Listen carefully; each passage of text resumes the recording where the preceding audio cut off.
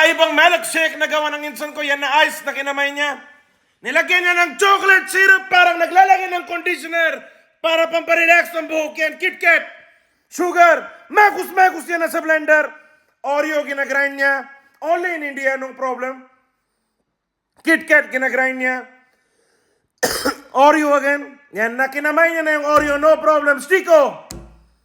And yan na naman yun. Buksan mo na, ayan na.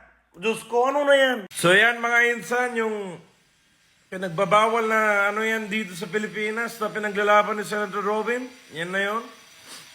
Minimekos-mekos sila with milk and water. Yan na mga insan. Straight. Straight mo na yan. Matamis naman, pero overacting lang yung uminom mo. Wow! Eto na, sugarcane juicing.